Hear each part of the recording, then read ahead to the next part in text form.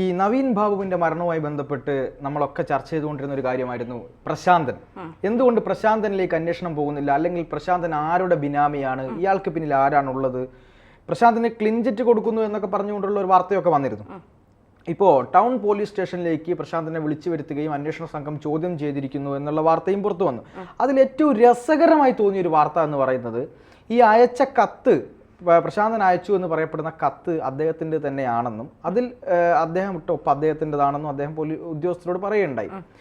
അപ്പോൾ ഈ മുഖ്യമന്ത്രിക്ക് പരാതി കൊടുക്കാൻ ഉപയോഗിച്ച കത്തും അതുപോലെ തന്നെ അദ്ദേഹത്തിൻ്റെ യഥാർത്ഥ ഒപ്പും തമ്മിൽ വ്യത്യാസമുണ്ട് എന്നുള്ള കണ്ടെത്തലുണ്ടായിരുന്നു. അതിന് അദ്ദേഹം മറുപടിയായി പറഞ്ഞത്, എനിക്ക് 2 ഒപ്പുണ്ട് എന്നാണ് പറഞ്ഞത്. ഈ ന്യായം അന്വേഷണ ഉദ്യോഗസ്ഥർ മുഖവിലയ്ക്ക് എടുത്തു എന്ന് എനിക്ക് മനസ്സിലായില്ല. കാരണം ലോകത്ത് ഇന്ത്യയിലെല്ലാം ഉള്ളത് ഒപ്പ് ഒരാൾക്കൊന്നു മാത്രമേ പാടുള്ളൂ എന്നുള്ളതാണ്. കാരണം എൻ്റെ ഒപ്പിൻ്റെ വാല്യൂ എന്ന് പറയുന്നത് ഒരു ബാങ്കിലായാലും എന്ത് കാര്യത്തിലായാലും ആ ഒപ്പ് തിരിച്ചറിഞ്ഞുകൊണ്ടാണ് എന്ത് ചെയ്യുന്നത്, നമ്മൾക്ക് എല്ലാ ആനുകൂല്യങ്ങളടക്കം എല്ലാ നിയമ സംവിധാനങ്ങളടക്കം എല്ലാ സൗകര്യങ്ങളും നമുക്ക് കിട്ടുന്നത്. 2 ഒപ്പ്, എന്തിനാണ് ഇയാൾക്ക് 2 ഒപ്പ് എന്ന് എനിക്ക് മനസ്സിലായിട്ടില്ല. ഈ പൊട്ടന്യായം പറയാൻ എന്തായാലും പ്രശാന്തിനെ പിന്നെ ആരാണ് ചുമതലപ്പെടുത്തിയത്, അല്ലെങ്കിൽ ആ ഒരു ഐഡിയ ആര് പറഞ്ഞു കൊടുത്തു അവനെ നമിക്കണം, എന്താ തന്നെ തോന്നുന്നത്? സത്യത്തിൽ ചോദിക്കാനുള്ള ഒരു വാക്ക് വായിൽ വരുന്നുണ്ട്, പക്ഷെ അത് ചോദിക്കുന്നില്ല. അപ്പം പ്രശാന്തിനെതിരെ പോലീസ് ഒരു കേസ് കൂടെ ചുമത്തണം, വ്യാജ ഒപ്പിട്ടതിന്. കാരണം 2 ഒപ്പ് ഒരേ തരത്തിലല്ലല്ലോ, 2 തരത്തിലല്ലേ.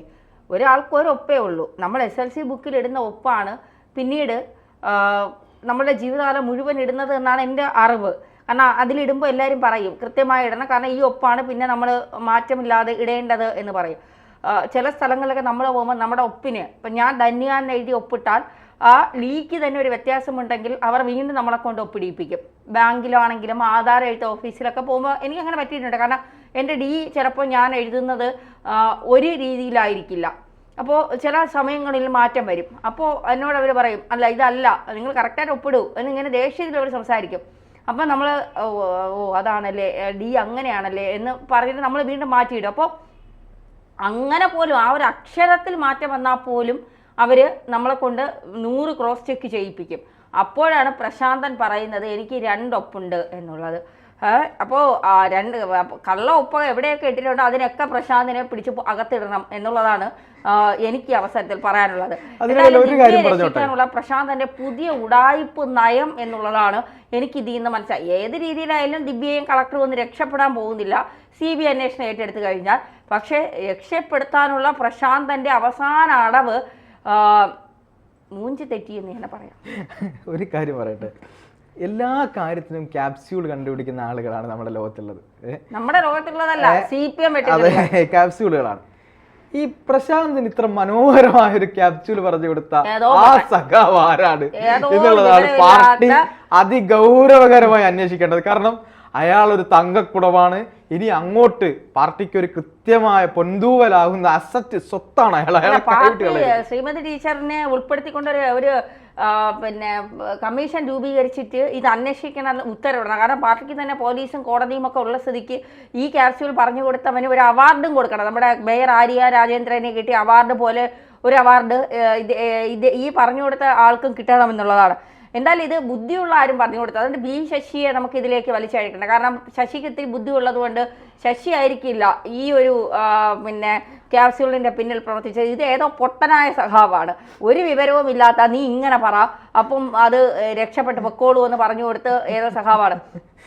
ഇതിപ്പോൾ ഈ കത്ത് തയ്യാറാക്കിയത് തലസ്ഥാനത്തെ CPM കേന്ദ്രത്തിൽ നിന്ന് AKG സെന്ററിനകത്ത് നിന്ന് വരെയാണ് പ്രേക്ഷകർ പറയുന്നത്. കത്ത് തയ്യാറാക്കിയത് തലസ്ഥാനത്ത് നിന്നാണെന്നും മുഖ്യമന്ത്രിയുടെ പേരിൽ വ്യാജ കത്താണ് പോയതെന്നും അതിൽ ഒപ്പിട്ടിരിക്കുന്നത് പ്രശാന്തൻ അങ്ങനെ 2 പേര്, 2 ഒപ്പ്, 2 തന്ത. ക്ഷമിക്കുക, ഞാൻ ഉദ്ദേശിച്ചതല്ല, ആ ഒരു കാര്യത്തിൽ ഞാൻ ക്ഷമ ചോദിക്കുന്നു. അങ്ങനെ 2 പേര്, 2 ഒപ്പ്.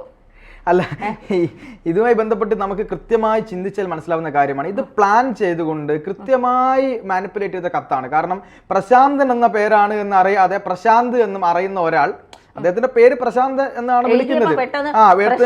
പ്രശാന്ത് എന്നായിപ്പോയി. അല്ല, പ്രശാന്തൻ എന്നാണ് പുള്ളിയുടെ പേര്, യഥാർത്ഥ പേര് പ്രശാന്തൻ എന്നാണ്.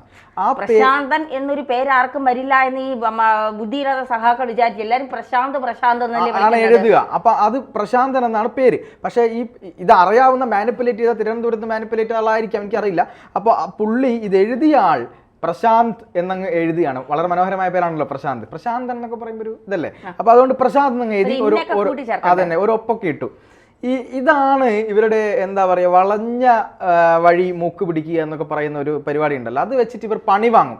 എന്ത് തന്നെയായാലും ഇത്രയും വൃത്തികെട്ട രീതിയിലുള്ള ഒരു ക്യാപ്സ്യൂൾ പറയുക, അന്വേഷണ സംഘത്തിന് മുമ്പിൽ പോയി ഒരു ഉളുപ്പുമില്ലാതെ എനിക്ക് 2 ഒപ്പുണ്ട് എന്ന് പറയുക. ധന്യ നേരത്തെ ക്ഷമ ചോദിച്ച ആ വാക്കിനോട് ഞാൻ പറയുന്നത് ക്ഷമ ചോദിക്കേണ്ട കാര്യമല്ല. 2 ഒപ്പുണ്ടോ എന്ന് ചോദിച്ചാൽ ഇത്തരത്തിലുള്ള ചില ചോദ്യങ്ങളൊക്കെ ചോദിക്കേണ്ടി വരും. അത് ശരിയല്ല, ബയോളജിക്കലി ശരിയല്ല, മറ്റു കാര്യത്തിലും ശരിയല്ല എന്നുള്ള കൃത്യമായിട്ട് അദ്ദേഹം പോലീസിനോട് പറഞ്ഞത് തനിക്ക് 2 ഒപ്പുണ്ട്, ആ കത്ത് താൻ എഴുതിയത് തന്നെയാണ്, മറ്റേ പുറത്ത് വന്ന കത്ത് അത് താൻ എഴുതിയത് തന്നെയാണ്, തനിക്ക് 2 ഒപ്പുണ്ട്. ഇത് കേട്ടോണ്ട് അന്വേഷണ ഉദ്യോഗസ്ഥർ എന്താ വിഡ്ഢികളാണോ? എനിക്ക് അവരോടാണ് ചോദിക്കാനുള്ളത്. ബുദ്ധിയും വിവരവും പിന്നെ ഈ നിയമത്തെക്കുറിച്ചും ഒക്കെ അറിവുള്ള അന്വേഷണ ഉദ്യോഗസ്ഥരോടാണ് ഈ പ്രശാന്തൻ ചെന്ന് പറയുന്നത് എനിക്ക് 2 ഒപ്പുണ്ട് സാറേ, നാളെ ഇയാൾ പോയിട്ട് എനിക്ക് 2 പേരുണ്ട്, എനിക്ക് നാളെ ഇയാൾ പോയിട്ട് 5 ഒപ്പുണ്ടെന്ന് പറഞ്ഞാൽ. അല്ല, കേരളത്തിലെ പോലീസുകാർക്ക് കൃത്യമായ വിവരമുണ്ട്. അവർ ഈ ഇത്തരത്തിലുള്ള വാദങ്ങളൊന്നും മുഖവിലേക്ക് എടുക്കില്ല എന്നുള്ളത് നമുക്ക് കൃത്യമായി അറിയാം. പക്ഷേ പോലീസിന്റെ കൈയും കാലും കണ്ണും കെട്ടിയിടുന്ന ഒരു ഭരണ സംവിധാനത്തിനകത്ത് ആ ഭരണ സംവിധാനത്തെ ആഭ്യന്തര വകുപ്പിനെ ഏറ്റവും മുകളിൽ നിന്ന് നിയന്ത്രിക്കുന്ന ഒരു അജ്ഞാത ശക്തി കേന്ദ്രമുണ്ട്. ആ അജ്ഞാത ശക്തി കേന്ദ്രത്തിന്റെ പിന്നിൽ നിന്ന് വരുന്ന അല്ലെങ്കിൽ അജ്ഞാത ശക്തി കേന്ദ്രവുമായി ബന്ധപ്പെട്ട് വരുന്ന ഉത്തരവുകൾക്ക് മുന്നിൽ പോലീസുകാർ ചിലപ്പോൾ ഇത് കേട്ട് മണ്ടന്മാരെ പോലെ നിന്ന് 2 ഒപ്പുണ്ടോ, സോറി അദ്ദേഹത്തിന് 2 ഒപ്പുണ്ടായിരുന്നു, അറിയില്ല, അത് ജന്മനാ ഉള്ള വൈകല്യമാണ്. അതെ, കോടതി 2 ഒപ്പം എങ്ങനെയാണ് വന്നത്? അദ്ദേഹത്തിന് ചെറുപ്പം മുതൽ ചില മാനസിക പ്രയാസങ്ങൾ ഉണ്ടായിരുന്നു, അങ്ങനെ അതുകൊണ്ട് 2 ഒപ്പിട്ട് പഠിച്ചു പോയി എന്നൊക്കെ പറഞ്ഞ് കോടതിയെ തെറ്റിദ്ധരിപ്പിക്കാൻ പോലും ഇവർ മുതിർന്നേക്കുമെന്നുള്ള കാര്യത്തിൽ എനിക്ക് സംശയങ്ങളുണ്ട്. പക്ഷെ എന്ത് തന്നെ ആയാലും ഇതൊക്കെ കാണുന്ന ജനങ്ങൾ കേരളത്തിൽ ഉണ്ട് എന്നുള്ളതാണ് ഇവർ മനസ്സിലാക്കേണ്ടത്. കാരണം ഒരു ഉദ്യോഗസ്ഥനെ അതിക്രൂരമായ രീതിയിൽ ഒരു സദസ്സിന് മുന്നിൽ വെച്ച് അപമാനിച്ച് ആ അപമാന ഭാരത്താൽ തല താഴ്ത്തി പോകേണ്ടി വരുന്ന ഒരു നല്ല മനുഷ്യന്, തെറ്റ് ചെയ്ത ഒരു മനുഷ്യനാണെങ്കിൽ അയാൾ അത് അനുഭവിക്കുക തന്നെ ചെയ്യണം. പക്ഷേ നവീൻ ബാബുവിനെ സംബന്ധിച്ചിടത്തോളം അദ്ദേഹം തെറ്റ് ചെയ്യുന്ന ഒരാളല്ല. അദ്ദേഹം ചെയ്ത പ്രവർത്തനങ്ങൾ, അദ്ദേഹം ചെയ്ത കാര്യങ്ങൾ, അദ്ദേഹത്തിൻ്റെതായ ഇടപെടലുകളെല്ലാം നമുക്ക് വളരെ കൃത്യമായി അറിയാം. ഈ ഒരു സമയത്ത് നിൽക്കുമ്പോഴാണ് ഒരു മനുഷ്യനെ ഈ രീതിയിൽ ഇല്ലാതാക്കാൻ വേണ്ടി വളരെ മനഃപൂർവ്വം മാനിപ്പുലേറ്റ് ചെയ്ത് കഥകൾ പറയുകയും അതിനപ്പുറത്തേക്ക് നിന്നുകൊണ്ട് ഒരു വലിയ തിരക്കഥ ഒരുക്കി ഒരാളെ ഇല്ലാതാക്കാൻ ചേർന്ന് ഒരു മാഫിയ സംഘം ഒരു വലിയ ശ്രമം നടത്തുമ്പോൾ ഒന്നുകിൽ അതൊരു ഭൂമാഫിയ സംഘം, അല്ലെങ്കിൽ ഇതിൻ്റെ പിന്നിൽ ഒരു വലിയ നെക്സസ്, അത് പാർട്ടി ഉൾപ്പെടെ അറിഞ്ഞുകൊണ്ടുള്ള നെക്സസ്. പാർട്ടി എന്ന് ഞാൻ പറയുന്ന സംസ്ഥാന നേതൃത്വത്തെ അല്ല, ഈ ഇവിടെയുള്ള ചില ആളുകൾ അറിഞ്ഞുകൊണ്ട് നടന്ന ഒരു കലക്ടർ ഉൾപ്പെടെയുള്ള ആളുകൾ അറിഞ്ഞുകൊണ്ടുള്ള ഒരു കളി. കലക്ടർ ഇപ്പോഴും എന്താണ് നിയമത്തിന്റെ സംരക്ഷണയിലാണ്. കളക്ടർ കാണാൻ പറയത്താണ്. കളക്ടർക്ക് ഇതുമായിട്ട് ബന്ധമില്ല. ഇനി കളക്ടറെ രക്ഷപ്പെടുത്തണ്ട, കാരണം കളക്ടർ ഓൾറെഡി രക്ഷപ്പെട്ട ഒരു സൈഡിൽ ഒതുങ്ങിയിരിക്കുകയാണ്. ഇനി രക്ഷപ്പെടുത്താനുള്ളത് ദിവ്യയും പ്രശാന്തനെയുമാണ്. കാരണം പ്രശാന്തനെ പിടിച്ചാൽ ബിനാമി ആരാണെന്നുള്ളത് തെളിയും. അപ്പോൾ പ്രശാന്തനെ എങ്ങനെയെങ്കിലും, അതാണ് പ്രശാന്തനെ തുടക്കത്തിൽ തന്നെ ക്ലീൻ ചീറ്റ് നൽകിയത്. ഇനി എങ്ങനെയെങ്കിലും പ്രശാന്തനെ ഇതിൽ നിന്ന് രക്ഷപ്പെടുത്തിയില്ലെങ്കിൽ ബിനാമി ഇടപാടുകൾ, ഈ പിന്നെ ഭൂമാഫിയയുടെ ഇടപാടുകൾ, ഇതൊക്കെ പുറത്തു വരിക തന്നെ ചെയ്യും. അപ്പോൾ അതുകൊണ്ട് തീർച്ചയായിട്ടും പ്രശാന്തനെ ഇക്കാര്യത്തിൽ നിന്ന് പുറത്തു കൊണ്ടുവരാൻ ഏത് പ്രതിശൂന്യ കളികളും ഇവർ കളിക്കുമെന്നുള്ളതാണ് യാഥാർത്ഥ്യം. അതുകൊണ്ടാണ് ജനങ്ങളെ പൊട്ടരാക്കിക്കൊണ്ട്, എന്നാൽ പിന്നെ സാധാരണ ജനങ്ങൾക്ക് പറയാമല്ലോ എനിക്ക് 4 ഒപ്പുണ്ട്, എനിക്ക് 10 ഒപ്പുണ്ട്, അങ്ങനെ പറഞ്ഞാൽ പോലീസ് അത് ഒരു പ്രശാന്തന്, ഒരു പരിയാരം മെഡിക്കൽ കോളേജിലെ ഒരു കരാർ ജീവനക്കാരനായ പ്രശാന്തന് തനിക്ക് 2 ഒപ്പുണ്ടെന്ന് പറയാമെങ്കിൽ ഇവിടുത്തെ സാധാരണക്കാരന് 10 ഒപ്പുണ്ട് എന്ന് പറയാൻ എന്താണ് പ്രശ്നം?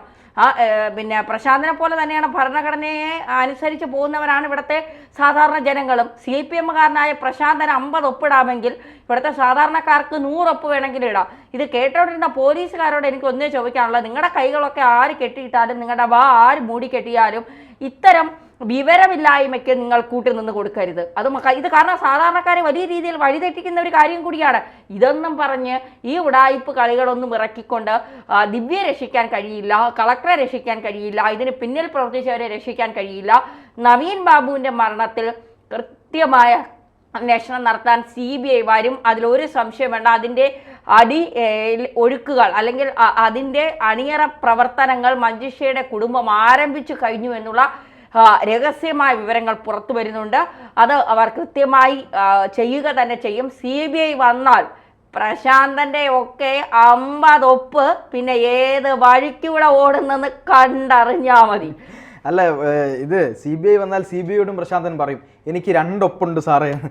അപ്പൊ CBI പറയും നിനക്ക് 10 ഒപ്പ് ഇടാനുള്ള വഴി ഞങ്ങൾ പഠിപ്പിച്ചു തരാമെന്നുള്ള CBIയുടെ അതെ നീ ഒപ്പിട്ട് തിഹാർ ജയിലിൽ ചെന്ന് ഒപ്പിട്ട് പഠിക്കാം, പേപ്പർ വായിച്ചാൽ നീ ഒന്ന് ഒപ്പിട്ട് കളിക്കുക ഞങ്ങൾ കാണട്ടെ എന്ന് CBI പറയുമെന്ന് മാത്രമാണ് നമുക്ക് പറയാനുള്ളത്. എന്ത് തന്നെയായാലും നിങ്ങളൊക്കെ കളിക്കൂ. CBI അധികം വൈകാതെ വന്നാൽ കേന്ദ്രത്തിന്റെ ഇടപെടൽ ഉണ്ടായാൽ മഞ്ജുഷയ്ക്ക് നീതി കിട്ടും എന്നുള്ളൊരു പ്രതീക്ഷയാണ് നമുക്കുള്ളത്. മോനെ പ്രശാന്തേ അക്കള ഇവിടെ വേവൂല.